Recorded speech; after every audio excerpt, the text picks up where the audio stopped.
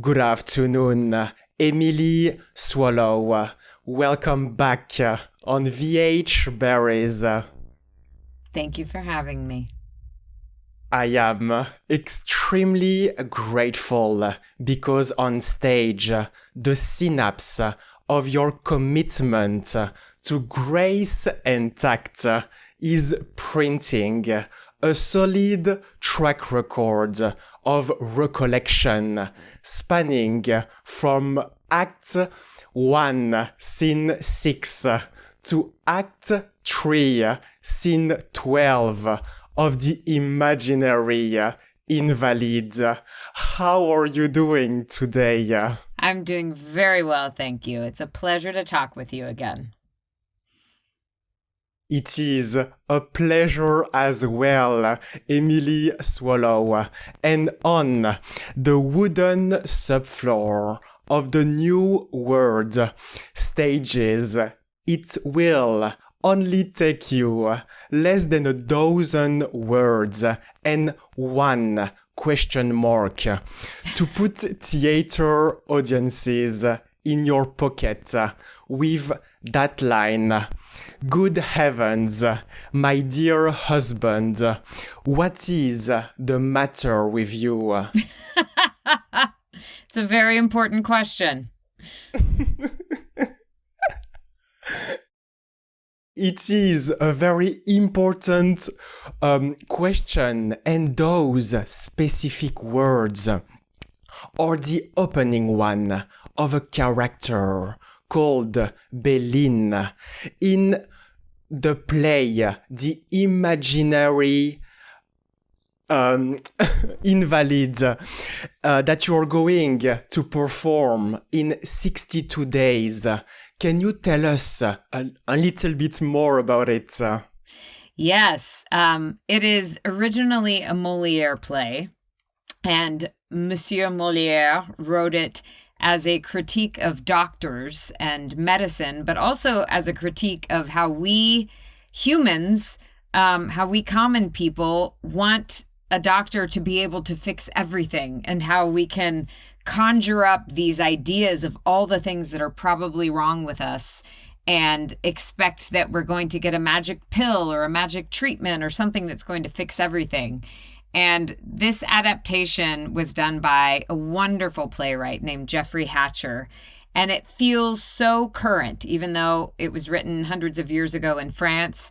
It feels very attuned to our time and our country, and the way that we can just work ourselves into a tizzy, imagining all the things that could be wrong with us. And in this case, the invalid of the title is a gentleman named Argon, who's played by Mark Lynn Baker. And he lost his wife a year ago, a year prior to the play happening. And rather than deal with that grief, he has just gone into this rabbit hole of imagining all these illnesses that he has and all of these physical problems. And he has multiple doctors at his beck and call. And there are some very, very amusing treatments that we get to see happening on stage. And I am his new wife. We've only been married for a few months, and my motives are perhaps a bit questionable, but that remains to be determined in the course of the play. Absolutely, Emily Swallow. It has to be determined. And Yes. I am very happy to have the great guest because the role distribution has not been announced yet. So I only had one chance to guess between Béline, Toinette, and Angélique. Oh, you guessed correctly.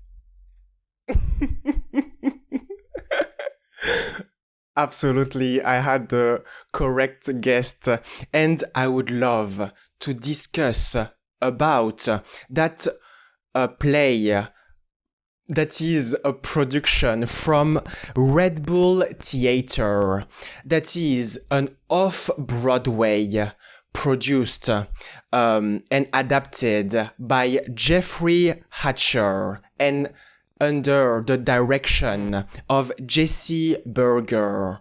Can you tell us a little bit more about working with those two directors? Yes, well, I have done several readings of plays with Jesse, who runs Red Bull Theater Company, but I've never gotten to do a full production with him. And I'm absolutely ecstatic because it's been many years since I've gotten to do a play in New York City. I have done several plays out here in LA and elsewhere in the country. But the last play that I did in New York it was 2007 or 2008 at Manhattan Theater Club. And in that production, Mark Lynn Baker played one of my ex-husbands. I had multiple ex-husbands. It was an insane musical that John Patrick Shanley and Henry Krieger wrote together. And Mark is just such a wonderful, wonderful, generous actor, and he's hilarious. So I know that he will be phenomenal in this role. And I'm just so excited to be back in a rehearsal room working on theater because it's my happy place. I love getting to be with a group of actors for an extended period of time and to really find the nuances in the script and the fun in the script. And this is a madcap comedy for sure. There's going to be a lot of physical comedy. It's very fast paced. And we had a table read last week, and so I got to hear some of the other actors in their roles. And I'm also working with one of my classmates from NYU, which is where I got my MFA in 2004, and Manuel Feliciano, who played, when we were at NYU, at various points, he was my husband, he was my father, he was my lover. I'm sure we had other relations, but we're getting to work together again. And I know Jeffrey because he has written and adapted several shows that have been produced at the Guthrie Theater. And I have a long history with that theater as well. So I've gotten to see his work, but I've never gotten to work with him. So I'm really excited to be back in New York, especially because it's going to be May and June, which is like one of the best times of year to be in the city. And I am just so excited to see what we discover. Absolutely, Emily Swallow. You're going to return to New York City for that mission. And I am very curious about how you are planning to train and prepare to better face the different time zone, climate, but also tax rates. Oh my goodness, yes, very different tax rates. Honestly, I rarely know what time zone I'm in because I travel so much. So I think my body has just sort of gotten used to me sending it all over the place and going to sleep at random times and waking up at random times. The climate, I am crossing my fingers, will be perfect. It could be perfect this time of year. It's before it gets too hot in New York. It's when everything is blooming and there's, flowers in Central Park, and it's just such a romantic time. And I will have a much more regular schedule than I'm used to because when I'm shooting something, my hours are all over the place. I could be called to set at 5 a.m, which is what happened last week. I could finish at, midnight, and we will have what feels to me like a luxury of a set rehearsal window every day that's quite civilized from like 10 to 6. And then once the show opens, it's only about an hour and a half long. So we will finish before 9 o'clock probably. Well, I guess it depends on what time it starts. Before 10 o'clock for sure. And then we'll get to go out and enjoy the city. So it's going to be, I'm counting on the fact that it's going to be wonderful.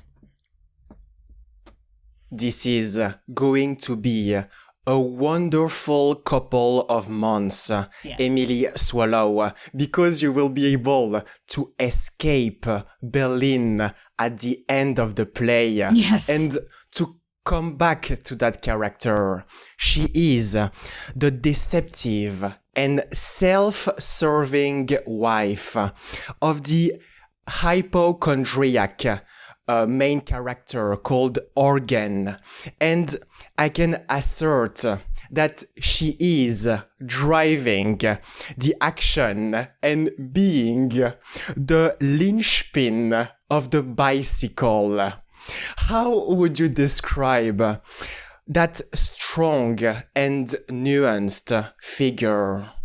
Well, I would say that she's an opportunist and that she is making the most of the opportunities presented to her. The play was written at a time when it was much more challenging for a woman to be self-sufficient. She needed to be married, usually, to have any access to wealth and property. And so she has found this gentleman who is enamored of her, and I'm sure there's things about him that she likes just fine. But she is definitely doing her best to secure her future. And you say she's self-serving. I mean, aren't we all to an extent? I think that she has had some hard knocks in the past, and she's just trying to make sure she's comfortable and set for the rest of life. And maybe her methods are a bit controversial, but they are definitely entertaining. Absolutely, Emily Swallow. The method of Berlin are interesting to learn about, and live theater is demanding a very acute presence, and New York City on top of everything also adds another layer of intense energy that differs from television or film. And I am wondering how and what aspects of the stage are exciting you the most, and that also includes all the challenges. Well, I feel like I grow the most as an actor when I'm doing theater because it's usually when I have the most time to really sit with a character and to let things develop gradually. TV moves so fast, and if you do play a character across several episodes, you get that sort of in-depth work. But if you're just doing a guest spot and you show up to a show for one episode, you're only shooting it for maybe a week, and you do all of the prep on your own before you ever get there. And I love creating with other people. And so the theater environment where we're in rehearsal, we're picking the play apart, we're going to be coming up with lots of bits. I've been doing a class in Commedia dell'arte just to kind of get back in touch with more physical comedy and with a lot of that improv and the timing of these very heightened characters, because this is a play that is not naturalistic at all. It's these characters who are larger than life and who are very identifiable, but I think it's more comfortable to watch them and to be entertained by them because they are somewhat exaggerated. And I just love having a live audience there. It's something that I miss when I'm doing film and TV because it's so odd to perform a scene and to know that there's some sort of energy that should be coming back to you from that audience, but you don't have it when you're filming it. And then it could be many, many months before it ever comes out, and then the audience responds. And I do get some of that interaction when I do fan conventions. I do a lot of fan conventions because of Supernatural and The Mandalorian and Castlevania. And so I get that audience interaction, and I get a chance to find out what resonates with them and what things stand out to them and what doesn't work. But there's truly just nothing like the being on the firing line, I guess, of being right there with the audience in real time, and whatever happens, you have to deal with it. And so if something goes wrong, you have to take it in stride, and you have to just pretend that that's exactly what was supposed to happen. And it's electric. And I think the audience loves it when things go not according to plan, because it's just a reminder that we all are there in real time and that anything is possible. And I love that about being on stage. You could truly do anything. Most people tend to stay within the confines of the play, but just knowing that at any minute you could step off the stage and walk into the audience if you wanted. And, you know, what would happen then? There's an excitement to that I just don't get to feel when I'm doing work on camera. So it is, it's, I think, my happiest place to be as an actor. Absolutely, Emily Swallow. This is the happiest place for you as an actor. And this is also the case also because of MLB, Mark Lynn Baker, because you're reconnecting with him. He's an artist from San Luis in Missouri, and you worked with him for more than 15 years. What are the ingredients of that vigorous, sturdy, bilateral work association? Well, I find him to be so creative and curious as an actor and so generous. There is a real humility to his work and a lot of mischief. And when we worked together over 15 years ago, as I said, he was one of my, I think I had 3 ex-husbands in that play. It was called Romantic Poetry. And he was just so mischievous and so devious on stage. But off stage, he was just the warmest, kindest guy. And I remember my parents came to see the show and they came backstage and he broke out this wonderful bottle of scotch and he offered them some of his finest scotch and he was just a wonderful host. And I think that he's just someone who puts everyone at ease and he truly loves what he does. He's been involved with developing this particular adaptation and this character. And I could just tell when we were all reading it together that he takes such delight in that and that he's always looking for ways to unlock more and more truth. So I have a feeling that we are going to find a lot of really funny moments in this play, and then the challenge will be how to shape those and how to rein those in so that it feels, when you're doing live theater, you don't want it to be exactly the same every night, but you do have certain confines that you want to stay within, and that you have the guidance of the script and the blocking to an extent. But my favorite experiences have been with actors who challenge those boundaries and who, something a little different is going to happen every night. And I know that he's the kind of actor who is very present and who shows up that way. So I know that it's going to be an adventurous experience.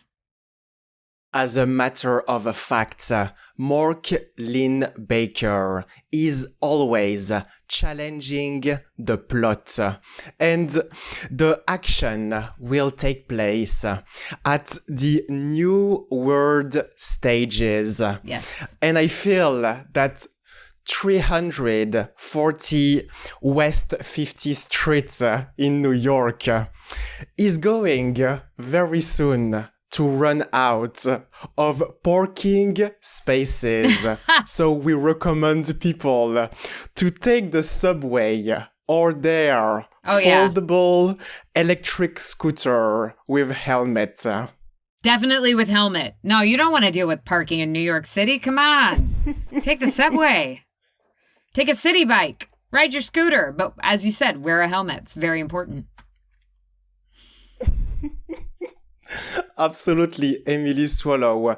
Wearing a helmet is an imperative.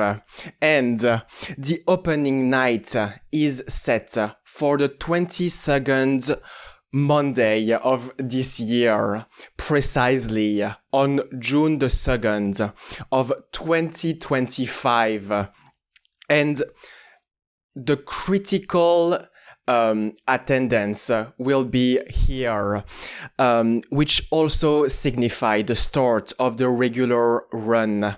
And between the orchestra and mezzanine levels, Brian Swallow won't find his seat and will have to settle for leaning against a load-bearing wall. Oh no! He's a very tall man, my brother, so, I mean, maybe that's better for him anyway. Theater seats can be very cramped. Absolutely, theater seats can be very cramped, but he will have the opportunity to come back on another date, which will also help to support you. And we know now that it's best to not call Emily Swallow between May 21st and June 29 and instead sending a fax message to you. Oh, a fax. I don't have a fax machine. You can call me. I'll have my phone off during the show. I won't have it in my pocket on stage. That would be embarrassing. Absolutely, Emily Swallow.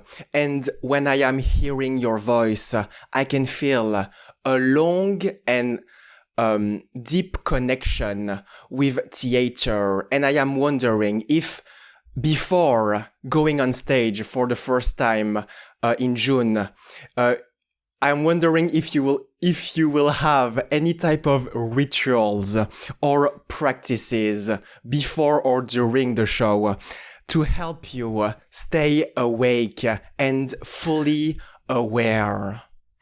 Well, I always do a vocal warm-up before a show, and I do a physical warm-up, and I suppose we as a cast will find whether there's something that we do as a group.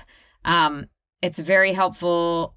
I did a show at the Guthrie many years ago with a wonderful actor named Mark Rylance, who's been in a lot of movies, and I think I know he's won some Tonys and an Oscar, but he is a big fan of playing a game before rehearsal or before the show. And we would do, it was almost like a hacky sack version of volleyball. I don't remember what he called it, but we would have two teams and there was a ball at play and there were rules for it. And I'm pretty sure you could only kick the ball over the net. I don't remember if you could throw it. But what that did for us is it got us very aware of the space around us. It got us very aware of where everybody was as actors and how to pass that energy back and forth. Because when you are on stage with a group of actors, there's something that is similar, I think, to playing a team sport, because you do have to be aware of where the other actors are all that time, of where the ball is, where the energy is. And so there's a lot of parallels between the two. So who knows? Maybe I'll propose that to my cast. Maybe we'll have to play some sort of ball game before we get out there on stage.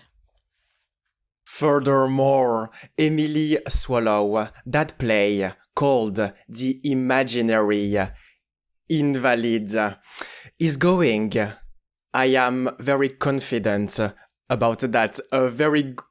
That play is going to have a very good wave of positive feedback. I appreciate that. I hope you're right.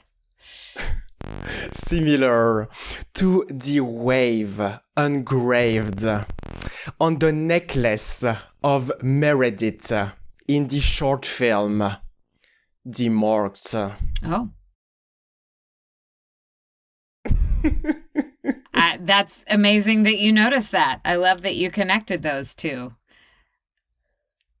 How did you like The Marked?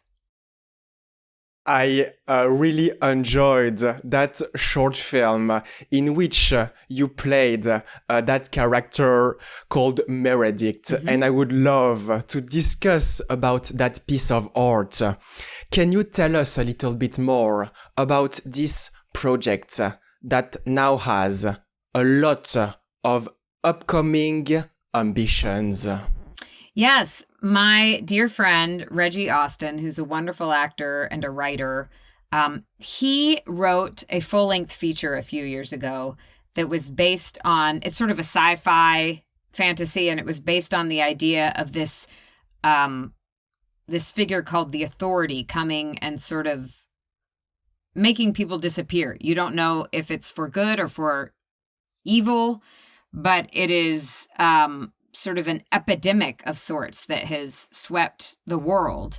And he wrote a script that would require a lot of money to make because he wanted to have fantastic special effects, and it was this very exciting world that he created. But he realized it was going to be challenging to find someone willing to put that much money into something like that without having a better understanding of who the characters were and what the story is. And so he wrote a short film that's a proof of concept for that movie. And people will do this a lot when they are trying to get funding for a movie. They'll create a short film that sort of gives an example of what the world is and what the stakes might be and what the look and the feel of the film would be.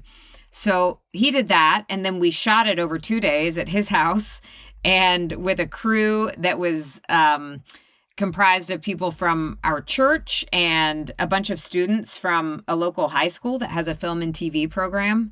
And they were all phenomenal. I mean, all of the grown-up people that were involved work in the industry, and so they were lending their skills. And then these kids, because they really wanted to prove themselves and they've been studying a lot, they were eager to just jump in. And 2 days to shoot a 15-minute film is not a lot. But we did it. And he got it made, and it went to many, many festivals and won several awards. And now he has, based on the reception of the film, he's changed his full-length script a little bit because he added some of the characters that are in this short because they were so well received. And so now he's won a few screenwriting awards for this feature that he's written. But we still don't have a director, and we don't have the funding. So we're looking for that. And I really believe in this story and in Reggie's work. And I have sent it to a few people that I've worked with. And so hopefully there's going to be somebody who sees the potential and is willing to jump into this, because it is a really exciting world. It is a very exciting word, Emily Swallow, because director Reggie Austin made it work. And 16 minutes and 35 seconds is not a proof of concept anymore. It is a certification of the concept with supporting evidence of its brilliance. Thank you for saying so. I agree. Absolutely, Emily Swallow. And to give more context about The Marked, how would you describe the storyline? Well, as I said, it's a world in which there's a figure called the Authority who has been showing up and essentially making people disappear. And nobody knows where those people go. They don't know if they're going somewhere better or somewhere worse. But everyone is very afraid. And what happens is that the people who wind up getting taken, they first have the first sign that something is going to happen is that there's a mark that shows up on their hand. And Reggie had written this script many years ago, but then when COVID happened, he found that there were a lot of parallels to sort of the group hysteria that could happen, and the fear and the speculation about what was actually going on. And so we found as we were shooting it that there were a lot of themes that we could really relate to, even though in the film, we think some sort of alien who's snatching people. And, with COVID, it was a virus. But similarly, we didn't know who was going to be struck. We didn't know if they were going to be okay and, bounce back better, or if they were going to succumb to the illness. And I do think that he really captures that suspense and that fear and the community that is created when people have to rely on each other. And then the anxiety that happens when you don't know if the people closest to you are safe, or if you need to watch out because something might happen to them. And I think everyone is worried that whoever gets taken by the Marked, anyone who's around them, whoever gets taken by the Authority, anyone around them could be at risk, and they just don't know. And so in the story, my character and my husband, played by Chris Palaha, we have a friend, Reggie's character, and his wife died of cancer many years ago, and so he's a single father. And we have come to love his daughter so much. We're a unusual family, the four of us, and he has come to stay with us and is really depending on us to watch out for his daughter because, as we find out in the film, he realizes that he has the mark and he doesn't know what's going to happen to him. So the short film ends with a cliffhanger. We don't really know what becomes of his character or what becomes of any of the other characters. And hopefully we will get to continue with these characters and do the full film so that we can find out what happens. Absolutely, Emily Swallow. There is a cliffhanger at the end of the short film because you plan to expand the story on a longer format. And you will also need to make sure that the structure is coherent with a motherly harmony.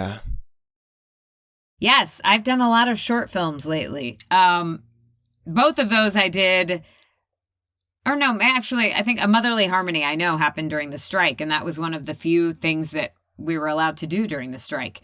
And that was the director of that script is a wonderful, wonderful, creative gentleman who has done mostly music videos, and he wanted to get into storytelling through film. And he is originally from Iran. He faced a lot of persecution and has seen a lot of war and the destruction and the demoralization that comes from that. And that is something that he brings to this film, which is ultimately, I think, a story of hope. Our writer is a friend of his from the same area, and it takes place entirely inside an apartment where we come to find that there's a woman who's sheltering with her son, her small son, who is played by Ara, the director's actual son. And we quickly realize that they are in some undisclosed location that is in the middle of a war. And so they're facing the reality of daily bombings and not knowing if they're safe. And her husband is somewhere else. We come to find that he's a soldier fighting in this war. And she ultimately doesn't know if they should stay put or if she should take her son and try to get somewhere safer. And there's not a whole lot that's said. It's a lot of, but I think that we get a lot of the story and the relationship between this woman and her son. And Evan, the little boy who played my son, was just so delightful. This is the first time he's ever actually done anything on film, but he was a natural. And I'm so grateful that he trusted me. We had to do a lot of dancing together. And he wasn't super excited about that, but he was very patient. And I love what developed with you can see the bond between this mother and her son through the silly dancing that they do, which is something that he offers her as a way to comfort her. And so we're used to parents comforting their children, especially when they're in a place of danger like this. But I love this relationship because you see that this small boy is such a comfort to his mother too. And it's ultimately his hope and the hope for what he could become that compels her to try to get them to a better place. And it's another film that ends with a cliffhanger. We don't really know what happens to them. Absolutely, Emily Swallow. A large part of the message of that short film called A Motherly Harmony is delivered through silence and those simple dance scenes with actor Evan Torosian. And this is a message of hope, similar to the guidance of a character named Puck in the television series Secret Level. I don't know if I would describe Puck's message as being very hopeful.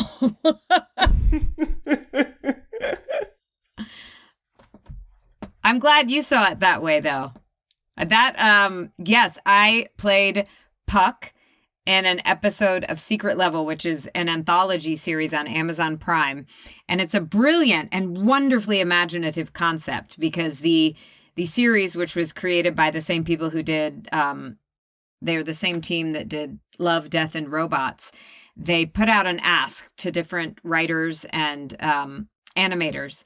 And they said, here's the video games that we want you to choose from. And it's everything from Dungeons and Dragons to Pac-Man, which is my episode, and everything in between. And they said, choose whatever inspires you and create a little short film, essentially, about it. So every episode is somewhere around 15 minutes long. And my episode, which is based on Pac-Man, is crazy. And I have found that people either love it and they say, oh my gosh, it reveals so much hidden meaning in Pac-Man. And I love what you did there. And then there's people who just go, huh, that's weird. Which was sort of my brother's reaction, to bring it back to Brian Swallow. When I showed him, he was like, this is weird, sis. But Puck, who is the central character, is, we come to find out, Pac-Man. And the game was originally called Puck-Man when it was first created, but they changed it to Pac-Man so that people wouldn't get devious with the pronunciation of the name. And so Puck is guiding a young warrior on a voyage, and we come to find out that this is a very cyclical voyage that probably many people have gone through. And it's sort of surprising the way you start to realize it's connected to Pac-Man. But also, I was at a screening of it, and there was someone who made the observation that that's sort of the nature of playing video games in general. My character says, she talks about getting to the next level and going back to the beginning and sort of having to do this again and again and again. And in a video game, usually, you play to a certain point, you die, you go back to the beginning, and you take that knowledge that you've acquired and you put it to use so that you could advance further.